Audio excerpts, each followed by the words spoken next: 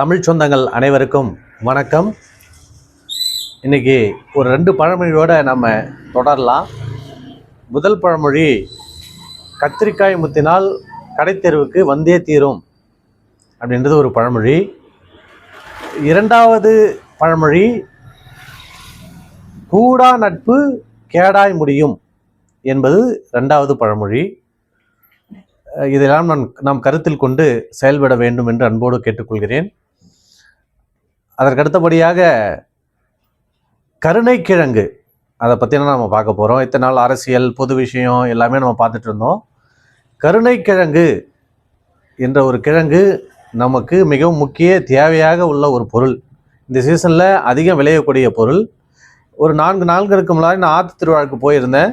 நிறைய இடங்களில் வித்துட்டு இருந்தாங்க கருணைக்கிழங்கு, சிறுவள்ளிக்கிழங்கு, சேப்பங்கிழங்கு போன்ற கிழங்குகள்லாம் வித்துக்கிட்டு இருந்தாங்க. இதெல்லாம் சீசனில் வரக்கூடிய கிழங்குகள். இதை நாம் அனைவரும் கட்டாயமாக நம்முடைய உணவிலே எடுத்துக்கொள்வது மிகவும் நல்லது. கருணைக்கிழங்கு அதுலேயும் மிக முக்கிய மருத்துவத்துவம் வாய்ந்த ஒரு கிழங்காகும். ஏன்னா நம்மளுடைய உடம்பு சூட்டின் காரணமாக சிலருக்கு மூலவியாதிகள் வருவதற்கு முக்கிய காரணம் இந்த சூடு தான் இருக்குது. இந்த சூட்டை குறைத்து இந்த மலச்சிக்கல், இந்த மாதிரியான பிரச்சனைகளை, வயிற்றுச்சிக்கல், வயிறு சம்பந்தமான அனைத்து சிக்கல்களையும் வாயு தொல்லையையும் நீக்கக்கூடிய ஒரு மிக அற்புதமான ஒரு கிழங்கு தான் இந்த கருணைக்கிழங்கு. இந்த கருணைக்கிழங்கு என்று பெயர் வருவதற்கு காரணமே என்னன்னா, கருணைன்னா என்ன? ஒருத்தர் கஷ்டப்படுறாங்க, ஒருத்தரை பார்த்து நம்ம பரிதாபப்பட்டு கருணையின் அடிப்படையில் நம்ம செய்யக்கூடிய உதவிகள், இதுதான் கருணை.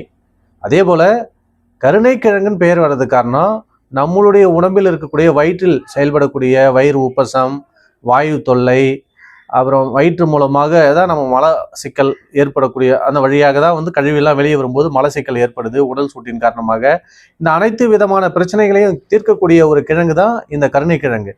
அதனால தான் இதுக்கு இந்த கிழங்குக்கு பேர் கருணை. கருணையோடு செயல்பட்டு நம்மை காக்கக்கூடிய இந்த கிழங்குக்கு கருணைக்கிழங்கு என்று பெயர் வந்துள்ளது. ஆகவே கருணைக்கிழங்கை நாம் அனைவரும் இந்த சீசனில் நம்ம எடுத்துக்கணும்.